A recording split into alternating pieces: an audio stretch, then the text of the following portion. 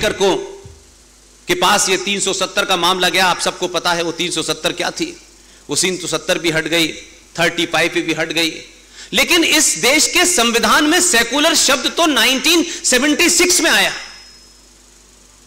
और कमाल है, आपने हजारों उसमें अमेंडमेंट किए, लेकिन यह पहला देश है भारत का कि जिसके संविधान का प्रीएम्बल, जो प्रीएम्बल होता है वो किसी भी देश के संविधान का अक्षुण होता है, उसमें बदलाव नहीं होता, उसके अलावा तमाम चीजों में होता रहता है। लेकिन भारत के प्रीएम्बल के अंदर यह शब्द 1976 में उस वक्त डाला जब देश के ज्यादातर नेता जेल में बंद थे, और वो एक पॉलिटिकल एजेंडे के तहत डाला। लेकिन मैं उसको भी मान लेता हूं कि भाई चलिए आपने 76 में डाल दिया, तो 76 में जो संविधान सेकुलर हुआ वो 1993 में कम्युनल क्यों हो गया? और जिस पार्टी ने बनाया उसी पार्टी ने उसे कम्युनल कर दिया। यह भी नहीं कोई दूसरी करती। जब सेकुलरिज्म की इस फ्रॉड में कहा कि भारत के हर नागरिक के राइट बराबर हैं, उसकी पूजा पद्धति क्या है, इससे किसी का कोई लेना देना नहीं है। तो फिर किस चीज की कीमत की वजह से आपने 1993 में नरसिम्हा राव की सरकार पे दबाव डाला और बिना किसी डेफिनेशन के, बिना किसी एनालिसिस करे आपने एक फरमान जारी कर दिया कि देश के अंदर 5 पंथ जो हैं वो माइनॉरिटी में है, और यकायक माइनॉरिटी कमीशन इस देश में घोषित हो गया। इन बातों पे चर्चा नहीं हुई हमारे यहां कभी, क्योंकि इस पे चर्चा करने से तो कुछ लोग नाराज हो जाएंगे। जिन्हें नाराज होना है वो 100 बार हो जाएं, जीवित रहते हुए इसी बातों को 1000 बार कहूंगा। और आप भी कहें, यह देश बचाने की बात नहीं है, यह राष्ट्र बचाने की बात है। इसलिए जो इस देश में पॉलिसी ऐसी बनी है जिससे राष्ट्र खतरे में है, मेरी चिंता सिर्फ वहीं तक है। राजनीति होती रहेगी, सरकारें आए जाएं, मुझे कोई फर्क नहीं पड़ता। इसलिए मैंने पहले दिन से कहा कि मेरा किसी के साथ कोई संबंध नहीं है। मैं किसी के प्रोग्राम में भी चला जाऊंगा, मैं संघ के प्रोग्राम में भी जाता हूं।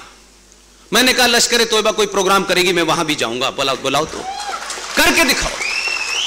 मेरी आवाज में कोई फर्क आने वाला नहीं है, मेरी आवाज में कोई तर्क में आने वाला नहीं है कि मैं किस प्लेटफॉर्म पे खड़ा हूं, इसलिए वो बात ना बोलूं जो उनको अच्छी ना लगे, बल्कि मैं वही बात बोलता हूं जो उन्हें खराब लगे। 50,000 पारसी हैं इस देश के अंदर, मात्र 50,000। 1.5% सिख हैं, 1% बौद्ध हैं, 3.5% ईसाई हैं, और 19% अल्लाह मियां के फरिश्ते हैं। आपने यकायक कहा कि ये 5 पंथ और मजहब के लोग जो हैं इस देश में माइनॉरिटी में हैं, इन्हें स्पेशल किस्म की बैसाखी चाहिए। हमने आरटीआई डाली, हमारी टीम के साथी ने आरटीआई डाली कि जरा यह तो बताया जाए कि इस पूरे इतनी बड़ी ताकत में जो 25 से 30 करोड़ लोग हैं, क्या चाहते हैं आप?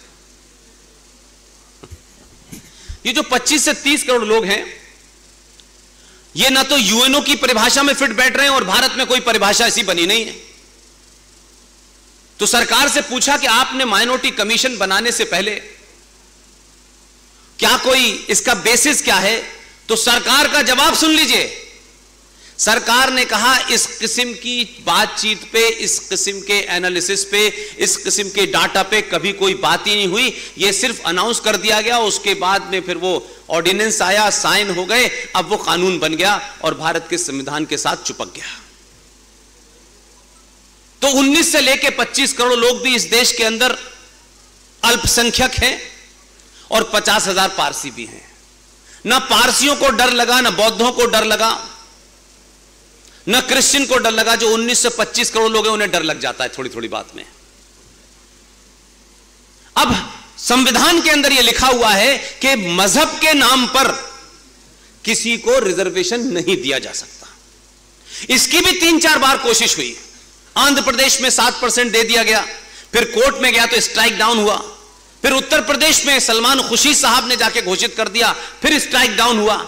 जब संविधान में लिखा हुआ है और पार्टी संविधान की शपथ लेकर के जब मेंबर ऑफ पार्लियामेंट बनते हैं, तो वही मेंबर ऑफ पार्लियामेंट ऐसे मुद्दे उठा करके आखिर किसको अपीज करना चाहते हैं? 2011 का सेंसस जो पब्लिक डोमेन में है, 2011 का सेंसस आप लोगों ने पढ़ा नहीं? भारत देश के 9 राज्यों में हिंदू माइनॉरिटी में रहता है। कहीं कहीं तो वो 2% है, 24% है, 9% है, 7% है। और झूठ का ये पुलंदा माइनॉरिटी कमीशन का चल भी रहा है। उसमें एक और बड़ा झूठ है, राष्ट्रीय अल्पसंख्यक आयोग का बजट करोड़ों में है, अनगिनत है। उनके लिए तो हर एक ने दरवाजे खोल दिए,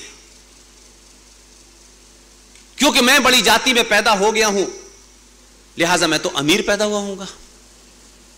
तो एक रिजर्वेशन तो संविधान के माध्यम से आया, उस पर भी अंबेडकर की टिप्पणी बड़ी हार्श है, आज का तो कोई लीडर दे नहीं सकता।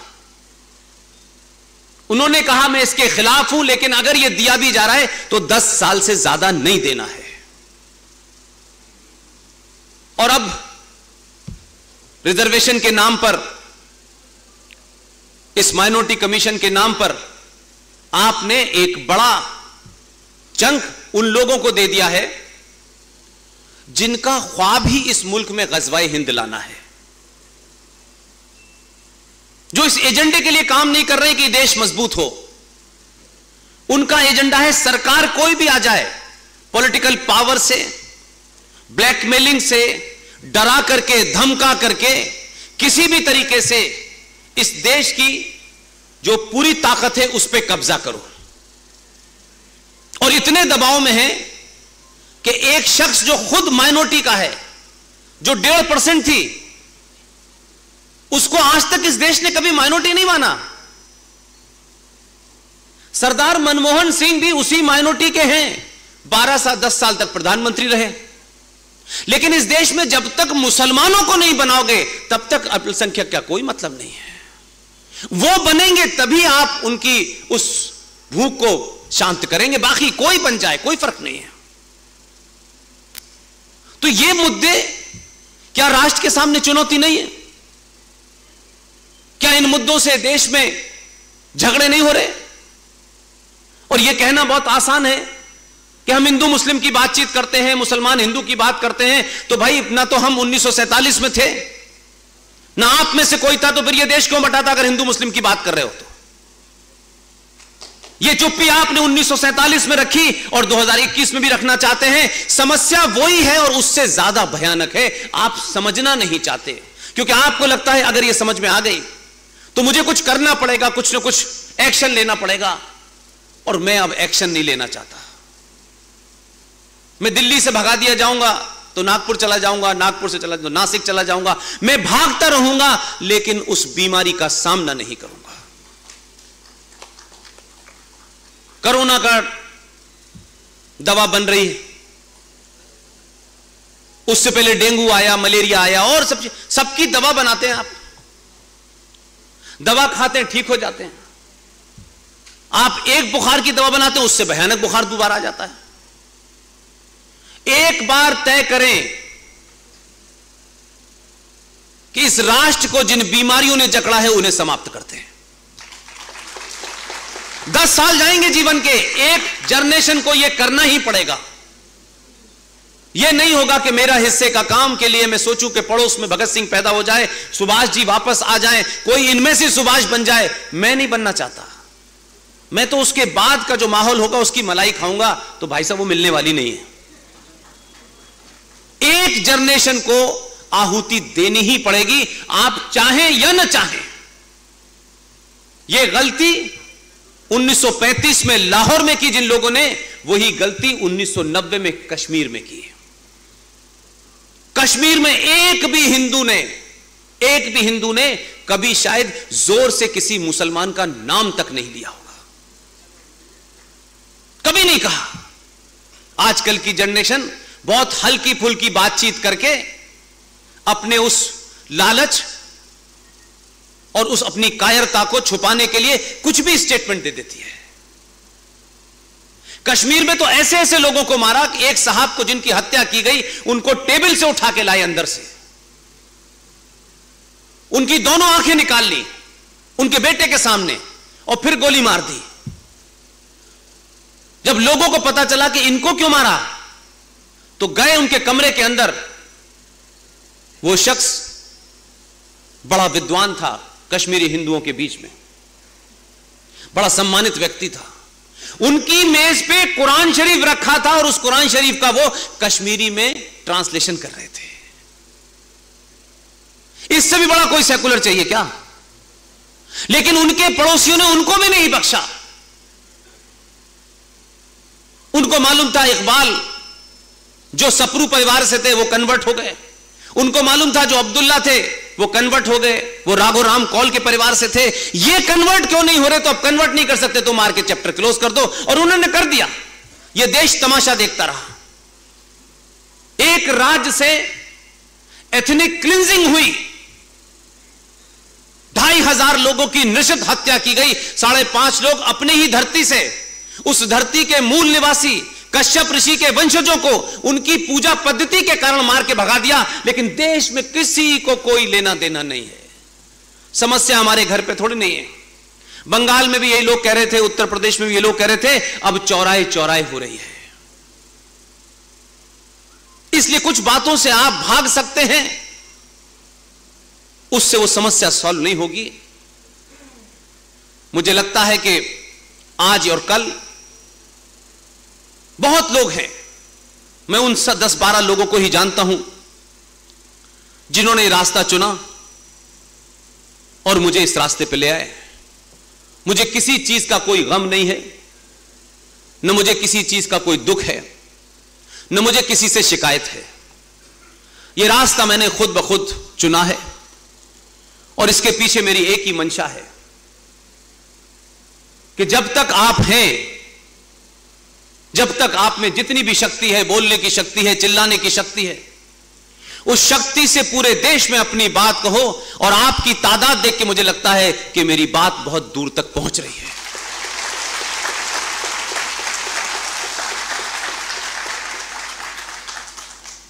इसलिए मैंने, सरकार ने शायद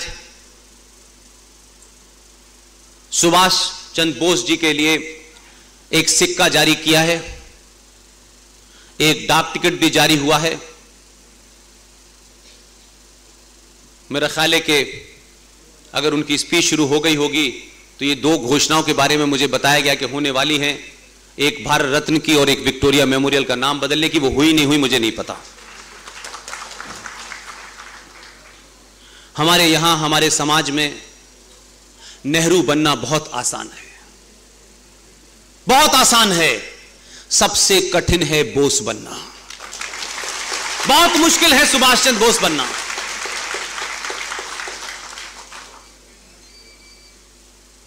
मैं तो इनकी तरफ देखता हूं,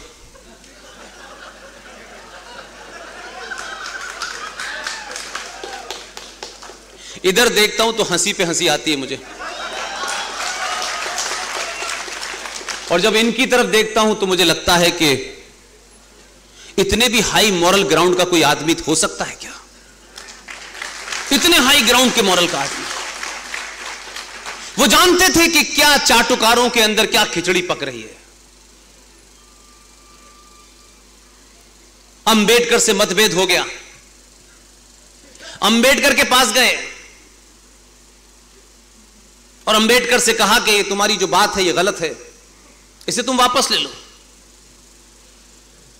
अंबेडकर ने कहा मेरी बात ठीक है, मैं वापस नहीं लूंगा। कुछ लोगों के पास धमकी बड़ी खतरनाक होती है। इन्होंने धमकी दी वापस ले लो, नहीं मैं भूख हड़ताल पे बैठ जाऊंगा। वैसे भी आज तक यही पता है कि वो बकरी का दूध पीते थे, खाते क्या थे किसी को पता नहीं है। अब भूख हड़ताल करते अलग बात है। अंबेडकर ने यह शब्द कहा कि मैं आपका सम्मान करता हूं, आप इस देश के लिए जरूरी हैं, और आपका सम्मान की वजह से नहीं ले रहा, क्योंकि आप देश के लिए जरूरी हैं। बात मेरी ही सही है, लेकिन आप भूख हड़ताल पर बैठ जाएंगे, इससे हो सकता है देश को हानि हो, इसलिए मैं अपनी बात वापस ले रहा हूं। ऐसे लोग थे, ये अध्यक्ष बन गए। उन चाटुकारों की चौकड़ी के बाद भी इनके पास चले गए, तुम इस्तीफा दे दो। अब ये जो हाई मॉरल ग्राउंड के लोग होते हैं ना, ये जितना इनका मॉरल हाई होता है उतने से ही दूसरे से भी उम्मीद करते हैं। लेकिन जब कोई बहुत ही छोटी सोच का आदमी, छोटे एजेंडे का आदमी होता है, तो ये बेचारे उसको समझ नहीं पाते, या समझ के सोचते बहुत छोटी बात है। इन्होंने इस्तीफा दे दिया उनके कहने से, ये रख लीजिए।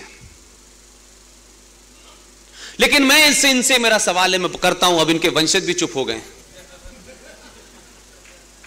हर उस बात का विरोध किया इन्होंने और अपने अनशन से लोगों को डराया। गांधी जी ने एक बयान दिया था, मुझसे भी ऊपर की पीढ़ी के लोग याद करें जरा। मैं इनकी शान में गुस्ताखी नहीं कर रहा, ये फिर भी राष्ट्रपिता ही रहेंगे, फिर भी रहेंगे। ना हमसे पूछा कि हमारा पिता कौन होगा, लेकिन ये हैं। और हम हर बार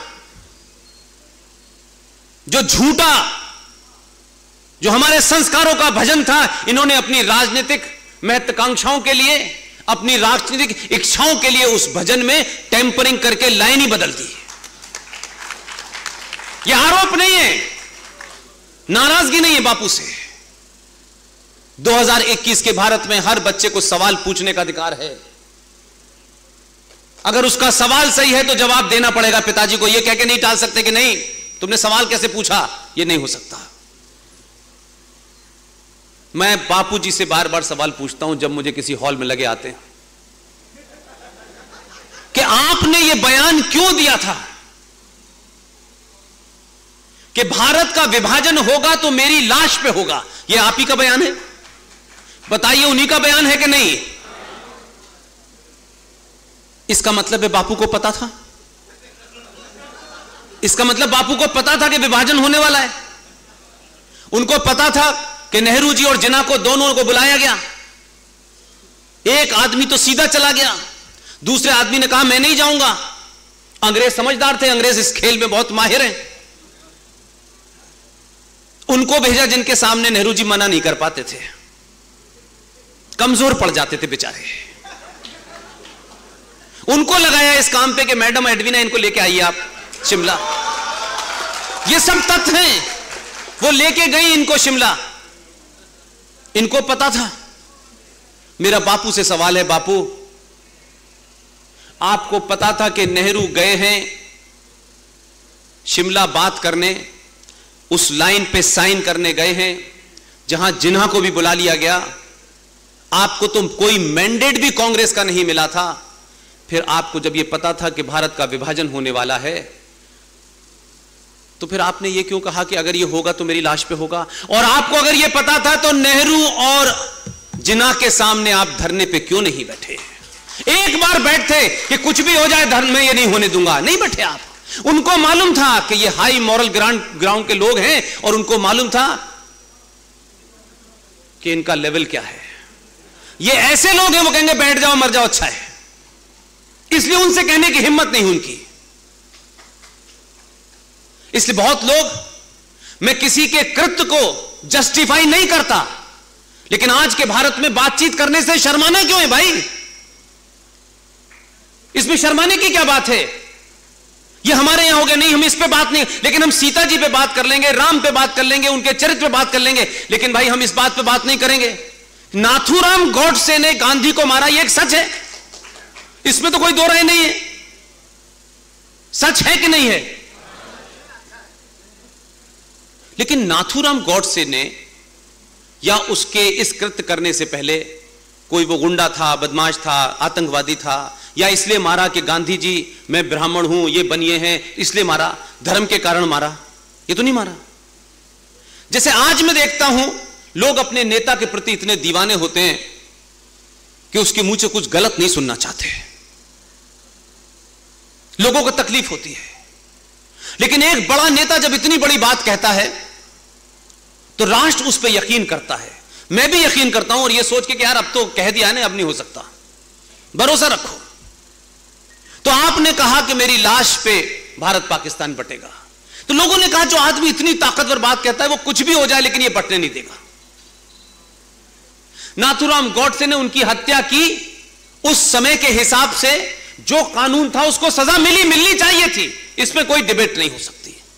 किसी भी सभ्य समाज में किसी की हत्या को जस्टिफाई नहीं ठहराया जा सकता। लेकिन क्या हम 50 साल के बाद भी उन कारणों पे बात करने से शर्माएंगे? क्या किसी ने पूछा कि नाथूराम गॉडसे ने गांधी को मारा क्यों था? क्या किसी ने पूछा कि वो जो कोई ऐसा नहीं था, ये 200 साल पुरानी कहानी है।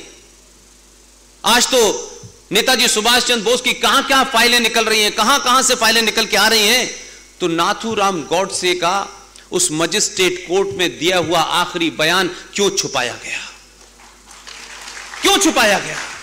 समाज तय करता, आने वाली जनरेशन तय करती किसने सही किया किसने गलत किया। लेकिन एक आदमी को अपने निजी स्वार्थों के लिए आपने जने क्या क्या बनाया, क्या क्या बनाया, और उस आदमी का नाम लेकर डराया। ये देखो उनके मानने वालों की सरकार आ गई है, ये दिल्ली में जो बैठे हैं नाथूराम गॉडसे की सरकार आ गई है। इसलिए मैंने कहा गांधी तो बहुत लोग बन सकते हैं, कोई गॉडसे नहीं बनता।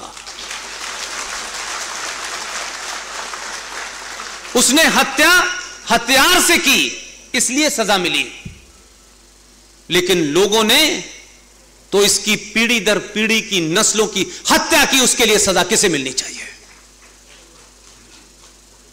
आपने अपने स्वार्थ के लिए इतिहास गलत लिखा, किताबों में चीजें गलत लिखवाई, चाटुकार लोगों को इकट्ठा किया और एक अजीब इतिहास लिखवा दिया है। और यह जनरेशन आज भी उसी में घूम रही है। इसलिए शायद सही रास्ता उसको समझ नहीं आ रहा कि हम हैं क्या, हमें करना क्या है। भाई मार्कशीट पे बहुत सारे नंबर लाना, बड़ी नौकरी प्राप्त करना, अमेरिका चले जाना, कुछ कारें खरीदना, कुछ बड़े मकान बनाना और समाप्त। लेकिन एक तथ्य की तरफ आपका ध्यान नहीं जा रहा है। मैं उस तथ्य की तरफ आपका ध्यान दिलाना चाहता हूं। हमने जितनी भी तरक्की की हो, सुभाष बाबू के 14 भाई बहन थे, 9वें नंबर के थे ये। जब उनके 14 बच्चे थे तब संकट नहीं हुआ, अब तो 2 पे संकट है। तब सुभाष पैदा हो रहे थे जब 14 थे, अब 2 में एक भी सुभाष की बात नहीं सुनना चाहता। आप कहां से चले थे, कहां आ गए? आपने तरक्की बहुत की, आप पे गाड़ियां बहुत हैं। लेकिन यह भी सच है, इस सनातनी हिंदू समाज को, युवा जो है उनको ध्यान देना है कि मैं देख रहा हूं पिछले 30-35 साल का रिकॉर्ड निकाल करके, भारत में जितनी संपन्नता हिंदू सनातनी समाज में आई है, उतनी ही तेजी से हिंदू परिवारों के माता पिता वृद्धाश्रम में जा रहे हैं। ये वृद्धाश्रम सबसे ज्यादा हिंदुओं में बन रहे हैं। तो ये कौन सी तरक्की आपने की भाई? जब आप इतने संपन्न हुए तो आपने मां बाप को सड़क पे छोड़ दिया। यह राष्ट्र के सामने चुनौती है। जिस मां ने बाप ने एक जीवन लगाया, उसके पास ज्ञान की खाने, उसे छोड़ दिया आपने और आप अमेरिका चले गए। मैं इस तरक्की को तरक्की नहीं मानता। जो शिक्षा आपने दी उससे तो भारत समाप्ति की तरफ जा रहा है। आपके संस्कार सरोकार सब समाप्ति की तरफ जा रहे हैं। आपके आदर्श भी समाप्ति की तरफ जा रहे हैं। इसलिए संविधान में लिखा है जनगण गाना है तो खड़े होना है, तो जनगण गाया जाएगा। सुप्रीम कोर्ट कोई फैसला देगी, मानना होगा। संसद कोई कानून बना देगी, उसको मानना होगा। तो सरकार तो संविधान से बंधी है, लेकिन समाज जीवन में सुबह से लेकर शाम तक 90% कार्य उस संविधान से नहीं करता, अपनी आस्थाओं और सरोकारों से करता है। राष्ट्र की पहचान है यह दीपों का जलना। यह किसी संविधान में नहीं लिखा कि प्रोग्राम शुरू करने से पहले दीपों को प्रज्वलित करना चाहिए। यह आस्था का केंद्र है, यह हमारे सरोकारों की पहचान है, यह हमारी संस्कृति की पहचान है। कोई कानून नहीं लगेगा इसके ऊपर, लेकिन अगर जनगण हो रहा हो और लोग बैठे हो तो खबर बनेगी, इस पे नहीं बनेगी। ये आस्थाएं टूट रही हैं, समाप्त हो रही हैं। मेरी चिंता यह है, क्योंकि समाज का काम है, ये जो पूरा समाज है ये आस्थाओं से चलता है।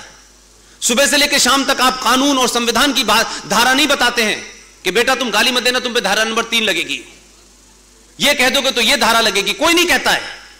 वो एक समाज के अंदर उसकी जो परंपराएं हैं, जो संस्कृति है, जो सरोकार आपको मिले हैं, उससे समाज चलता है। और जब समाज कमजोर हो जाता है, उसमें लालच और कायरता भर जाती है, तो राज आपकी सरोकारों में दखल देना शुरू कर देता है। और एक कमजोर समाज उस राज सत्ता को अपनी आस्थाओं पे चोट करने के बाद रोक नहीं पाती है। इसलिए आपकी आस्था पे क्या चोट हुई कि सबरीमला में सुप्रीम कोर्ट के 5 जज काला कोट पहन के ये तय कर रहे हैं कि जेंडर जस्टिस क्या है। सबरीमला के अंदर हजारों साल की परंपराओं के बाद उसमें कोई साइंस थी जो बताई नहीं गई, क्योंकि आर्गुमेंट करने के लिए हमारे देश में कम लोग हैं कि ये क्या वजह है, किन कारणों से इन मंदिरों के ऊपर पर्टिकुलर टाइम पे किसी महिला का जाना क्यों मना है। ये जेंडर जस्टिस का मामला नहीं है। चाहे नासिक के अंदर हो, चाहे ओंकारेश्वर में हो, चाहे उज्जैन में हो, ये जितनी भी बड़े बड़े महाकाल के मंदिर बने हुए हैं, ये क्या है? जो काम हमको शायद करना चाहिए था, हमारे बुजुर्गों को करना चाहिए था, वो नहीं बताया गया। ये जो उज्जैन में महाकाल है, जो शिव जी का बड़ा सा उनका वो है, उस पे दूध और पानी क्यों पड़ता है? जरा खोज कीजिए। ये जो रेडियो एक्टिव की जो पूरी बेल्ट है, उसी बेल्ट के ऊपर ये बने हुए हैं जितने भी महाकाल बने हुए हैं। वो हीट की वजह से रेडिएशन होता है, इसलिए उसे ठंडा रखने के लिए पत्थर को बनाया गया, आस्थाओं से जोड़ दिया कि इस पे पानी और दूध चढ़ाते रहना चाहिए। इसलिए एक पर्टिकुलर टाइम पे महिलाओं का जाना, क्योंकि उनके ऊपर उस समय वो रिएक्ट करेगा। आपका एक भी सुबह उठने से लेकर अंतिम संस्कार तक कोई भी आपकी आस्था जो है सिर्फ ऐसी हवा में नहीं रखी, लेकिन यह बताया नहीं गया आपको। उसको इस तरीके से प्रेजेंट किया गया, ये तो ढकोसलेबाज लोग हैं, ये ब्राह्मणों ने कर दिया है, ये संतों ने कर दिया है। अरे हो सकता है कि कुछ संत हो जो बेचारे उसको कम्युनिकेट न कर पा रहे हो उस भाषा में। क्या 1948 से पहले कुंभ नहीं हो रहा था? नहीं हो रहा था क्या? या 1948 से पहले जब नासा बना, उससे पहले लोगों को नहीं पता था कि सोलर एक्लिप्स क्या होता है, सूर्य ग्रहण कब होगा और चंद्र ग्रहण कब होगा? नहीं पता था। आज भी हिंदुस्तान के छोटे से छोटे गांव में चले जाइए, 5 रुपए का एक पंचांग आता है, बुजुर्ग बता देते हैं फला दिन फला टाइम पे सूर्य ग्रहण पड़ेगा। नासा की जरूरत नहीं है, लेकिन हमारे लोगों को यह लगने लगा है कि जेंटलमैन का मतलब है सच बोलने वाला, टाई लगाने वाला, सूट पहनने वाला, जबकि जेंटलमैन ही सबसे ज्यादा चोर और बदमाश और गुंडा है। इसलिए हमने फोटो से उस बच्चे के मन में यह बना दिया है कि जो आदमी इंग्लिश बोलता है, टाई लगाता, ही इज अ जेंटलमैन। उसका बाप 500 बीघा के अंदर खेती करता है, पंप में अंदर पानी लगा के फावड़ा कंधे पे रख के, गंदे मिट्टी के पैर होते हैं, वो हमेशा उसको कहता है he is a dirty man. हमने किस किस्म की शिक्षा दी है मेरे भाई? हम खुद भी जिम्मेदार हैं। अंग्रेज आए, मुगल आए, सरकारें आई, लेकिन हमने भी तो कुछ कुछ चीजों का ध्यान नहीं दिया। सरस्वती कॉन्वेंट स्कूल, यह सुन के आपको चक्कर नहीं आता है? खोपड़ी नहीं घूमती आपकी? और हम गर्व से कहते हैं 90% हिंदुओं के माता पिता इस पे गर्व करते हैं। जब बच्चा इंग्लिश स्कूल में पढ़ रहा हो तो मां ने जिसने कभी एबीसीडी ना बोली हो वो भी स्कूल का नाम रट लेती है ताकि सबके सामने बताना है। सेंट जेवियर में पढ़ता है मेरा बच्चा, सेंट फिडेलिस में पढ़ता है मेरा बच्चा, आवर लेडी ऑफ फातिमा में पढ़ता है मेरा बच्चा। कॉन्वेंट का मतलब ही नहीं पता आपको। और पता होता तो शायद ये भूल नहीं करते, लेकिन मुझसे पहले की जनरेशन, उससे पहले की जनरेशन की जरूरत थी, वो ये बताते हम कर क्या रहे हैं, किधर जा रहे हैं और क्या हासिल करना चाहते हैं इससे। तो जब समाज ऐसे बिखर जाता है तो सुभाष चंद्र बोस जैसे लोगों को सुभाष चंद्र बोस तस्वीर पे लटके हुए अच्छे लगते हैं। सुभाष चंद्र बोस हमारे घर में पैदा ना हो, हमारे घर में तो जवाहरलाल नेहरू पैदा हो, जो 19 साल प्रधानमंत्री रहा जुगाड़ करके। इस समाज ने सुभाष चंद्र बोस, वीर सावरकर, छत्रपति महाराज शिवाजी पैदा करना बंद कर दिए, इसलिए इस समाज में चाटुकार और दलाल पैदा हो रहे हैं।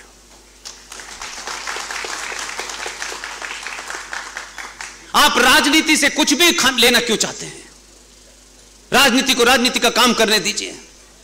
हजारों ऐसे काम होते हैं जो हम करते हैं जिसमें कुछ नहीं मिलता। ये सवाल कर सकते हैं लोग, तुम पागल हो गए जो बकबक करते रहते हो। कभी कभी कुछ पागलपने में भी बड़ा नशा होता है। मेरी ख्वाहिश है, एक बहुत बुजुर्ग हैं दिल्ली में, पाकिस्तान से आई थी, उनकी बहनें, उनकी मां, सबका उनकी आंखों के सामने रेप होकर मर्डर हुआ। उन्होंने मुझसे एक बात बोलने के लिए मना किया है, मैं नहीं बोलूंगा। मैं जब तक इस देश में अगर 2 भी लोग रह जाएंगे, मैं इसी ताकत के साथ बोलूंगा और कोशिश करूंगा कि जब तक मेरे अंदर जान है करोड़ों लोगों को पागल करके जाऊंगा मैं। यही मेरा मकसद है और कोई मकसद नहीं। वो अपने आप तय कर ले देश के साथ उन्हें क्या करना है, राष्ट्र के साथ उन्हें क्या करना है।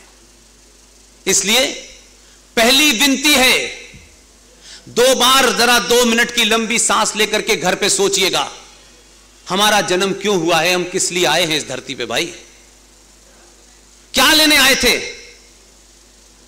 और क्या चीज प्राप्त करने की खोज में घूम रहे हो और किन से डर रहे हो। आपके वंशज कौन थे, आपके पूर्वज कौन थे। आप ये इसलिए मत जानिए कि ये बेकार का काम है, इससे कुछ होगा। मुझे बताइएगा कि अगर आपके घर में कोई एमपी बन जाए तो अगली 5 नस्लें उसकी तस्वीर लगा के रखती हैं। हमारे पिताजी एमपी थे, बार बार डराते हैं एमपी थे, अरे वो थे तुम क्या हो। तो ये जो शौक है ना तस्वीर लगाने का, इस तस्वीर को बदल दीजिए। और तस्वीर बदलने से सिर्फ छोटा सा काम होगा कि आप सुभाष चंद्र बोस को सिर्फ पढ़ें, म्यूजियम में जाके देखें और सुभाष चंद्र के नाम से क्या क्या हो जाए इस फिराक को छोड़ देंगे, बल्कि इस देश में ऐसे हालात पैदा कर देंगे कि जो सुभाष को इग्नोर करेगा उसे आप गद्दी से उतार देंगे। वो ताकत बनने की कोशिश की है। जो सावरकर का अपमान करेगा उसे कुर्सी से उतार देंगे आप। हर आदमी को सावरकर बनने का शौक नहीं है। बनना है तो बॉम्बे में बाल ठाकरे बनो, छत्रपति महाराज शिवाजी बनो, सावरकर बनो। जिस दिन भी इस देश के अंदर ये लोग पैदा होने लगेंगे, इस देश में छोटे भाई का पजामा, बड़े भाई का कुर्ता पहने हुए कोई डरा नहीं सकता। कोई नहीं डरा सकता आपको। जिनके पूर्वजों ने डर के मारे, लोगों को पता है क्या कहने वाला हूं। यह बात मैं बार बार रिमाइंड इसलिए नहीं करा था, इसलिए कराता हूं मेरे भाई। आप सब इस हॉल में और इस हॉल के बाहर जो लोग सुन रहे हैं, आपके पूर्वज उस दौर में जब जिंदा रहने के लिए तलवार से सामना करना पड़ता था, वो जब नहीं डरे तो आज आप क्यों डर रहे हैं? किससे डर रहे हैं? महिलाओं से मेरी एक ही दरखास्त है कि मैं मानता हूं किसी भी परिवार में, किसी भी समाज में महिला की जो भूमिका है वो बड़ी ताकतवर है। इन्होंने तो उस वक्त भी ढूंढ लिया था और रानी झांसी एक पूरी ब्रिगेड बनाई थी। उस उस वक्त की महिलाओं के बारे में सोचिए और आज की महिलाओं के बारे में सोचिए। तब तो ज्यादा हमारे यहां बहुत सारी ट्रेडिशनल चीजें थी, तब लोग चले गए, तो आज क्या दिक्कत है? इसलिए महिलाओं से मेरा इतना ही कहना है कि खूबसूरती की परिभाषा तैमूर की अम्मी नहीं होता है।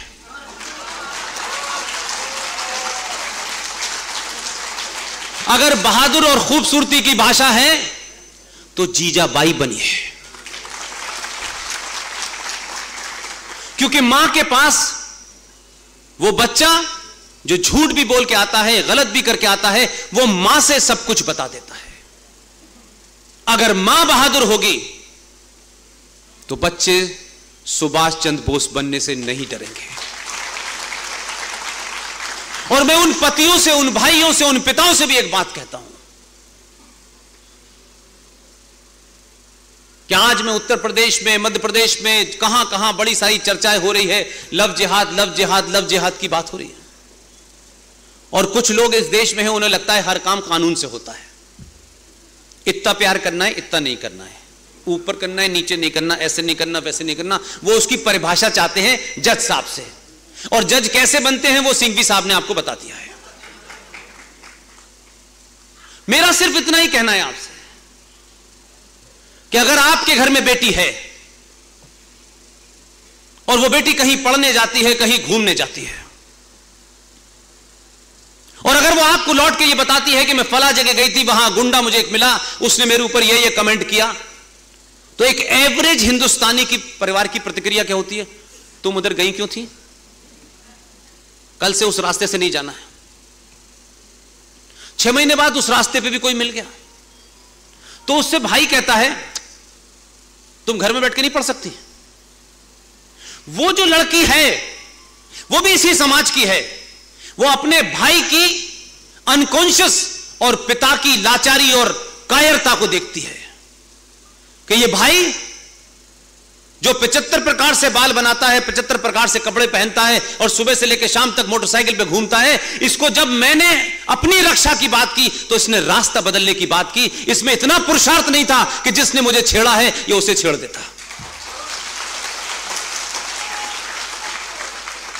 इसलिए उसमें कायरता पैदा होती है और वो ये डर लगने लगती है कि मैं इस परिवार के ऊपर बोझ हूं जो मेरे मान सम्मान को भी नहीं बचा पाता।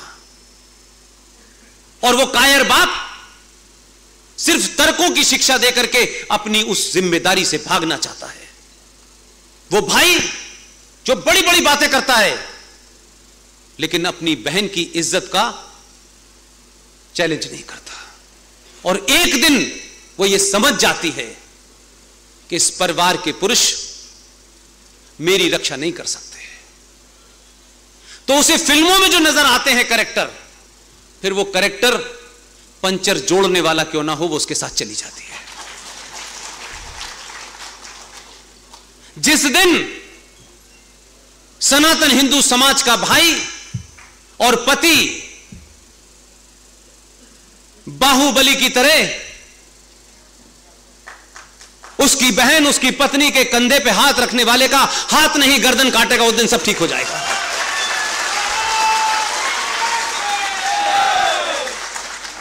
उस देव सेना के, उसके महिला की शान को, आन बान को जो भी भंग करने की कोशिश करेगा उसे वो समाप्त करने की क्षमता जिस दिन हिंदू पुरुषों में आ जाएगी, कोई आपकी बेटी के पास फटक नहीं पाएगा, कोई नहीं फटक पाएगा। ये कानून से नहीं रोकने वाला है, कानून वानून नहीं रोकने वाला। इसलिए मैं आपको एक फिल्म बताता हूं। एक फिल्म आई थी, उसमें एक रेखा नाम की महिला थी और एक कोई विनोद मेहरा नाम के, और फिल्म का नाम था घर। मैं इसलिए कह रहा हूं कि आज की जनरेशन शायद इन्हीं नैरेटिव से समझ पाती हो। अच्छा खासा घर था, बड़े मिडिल क्लास के लोग थे, शादी ब्याह करके रह रहे थे, जाते थे आते थे। एक दिन वो अपनी पत्नी को कहीं ले गया घुमाने के लिए, 4 गुंडों ने उसकी पत्नी के साथ रेप किया। ये उस फिल्म की कहानी को देख करके आप सोचिए कि कितनी पुरानी फिल्म होगी, मैंने देखी नहीं, लेकिन मुझे देखनी पड़ी जब ये रेफरेंस मुझे मिला। जिस पत्नी के साथ 4-5 गुंडों ने रेप किया, वो पति अपनी पत्नी को घर ले आता है और धीरे धीरे उसका साइकोलॉजिकल ट्रीटमेंट होता है, तमाम ट्रीटमेंट चलते हैं। कुल मिलाकर के उस फिल्म का एंड यह दिखाया गया कि इसका पति अपनी पत्नी के बुरे वक्त में इसके साथ खड़ा रहा। भाई कहीं और खड़ा होना था क्या उसे? यह उसके पुरुषार्थ का पैमाना था कि देखिए साहब वो अपनी पत्नी के साथ खड़ा रहा। लिहाजा हमें इस फिल्म का इतना ही मैसेज था कि आपकी शान, जो परिवार की औरत होती है, जो परिवार की बेटी होती है, हमारे समाज में वही शान होती है। इसलिए उसको चारों तरफ से सिक्योर रखा जाता है कि कोई उसको छूने ना पाए। इसलिए आप सावरकर, छत्रपति शिवाजी से होते हुए नेताजी सुभाष चंद्र बोस को आज आप याद कर रहे हैं। मेरी सरकार से एक ही मांग है, और यह मांग इसलिए है कि मैं नहीं समझता कि जिस राज्य के अंदर सुभाष चंद्र जैसा जोशीला आदमी हो, इतना पुरुषार्थी आदमी हो, जिसने सत्ता को लात मार दी हो, जिसमें इतनी हिम्मत हो कि दुनिया की पावरफुल एक हुकूमत, जिसकी हुकूमत में सूरज नहीं डूबता था, अब सूरज निकल नहीं रहा, उसकी सत्ता को ठुकरा दिया हो और उसने देश की आजादी की घोषणा 21 अक्टूबर 1943 में की हो। उसने झंडा भी बनाया, बैंक भी बनाया, करेंसी भी बनाई, सब कुछ बना दिया, और दुनिया के 9 देशों ने उसको मान्यता दी, जिसमें सबसे पावरफुल देश यूएसएसआर ने भी उसको मान्यता दी। लोगों को डर लग गया कि अरे ये क्या हो सकता है। इसलिए उनको गायब करने में आपके भारतीय समाज के बड़े बड़े नेता अंग्रेजों के साथ मिलकर उन्होंने एक कुकर्म किया। मेरी कटक के लोगों से और आपके माध्यम से मेरी एक मांग है, मुझे लगता है आप मेरी बात के साथ सहमत होंगे। मैं बात इसलिए मानता हूं कि हमारा समाज सिंबल को देखता है, उसको लगता है अरे विशाल काय हाथी, उसके सामने नमन, बड़ा पेड़ उसके सामने नमन, सूरज उसके सामने नमन। वो ये मानता है। अगर इस समाज को यही अच्छा लगता है तो अगर गुजरात में 2 गुजरातियों के सत्ता में आने के बाद एक स्टैच्यू ऑफ यूनिटी की सबसे बड़ी मूर्ति अगर दुनिया की है तो वो गुजरात में लग सकती है। स्टैच्यू ऑफ लिबर्टी अगर गुजरात में लग सकती है, जिस देश ने इस देश को यूनाइट किया, तो मेरी आपकी सरकार से, यहां के लोगों से, हर उस जवान आदमी, ये इसलिए मत कहिए कि साहब ये तो वेस्टेज ऑफ मनी है। राष्ट्रों के बड़े बड़े पुरोधाओं को खड़ा करने के लिए अगर एक आध बार पैसा वेस्ट भी हो जाए तो कोई बुरी बात नहीं है। हम हजारों काम ऐसे करते हैं दिखावे के, जिसमें पैसा बहुत खर्च होता है, लेकिन उसका आउटपुट वो नहीं होता जो हम समझते हैं। इसलिए 1 रुपए किलो चावल दे करके आप सत्ता में रहें, मुझे कोई दुख नहीं है, उनका आपका मामला है। आप जीते सत्ता में 10 बार रहें, लेकिन मैं आपके माध्यम से एक ही बात कहना चाहता हूं कि कटक जहां सुभाष चंद्र बोस जैसा बहादुर पैदा हुआ हो, अगर सरदार पटेल इस देश की यूनिटी का कारण थे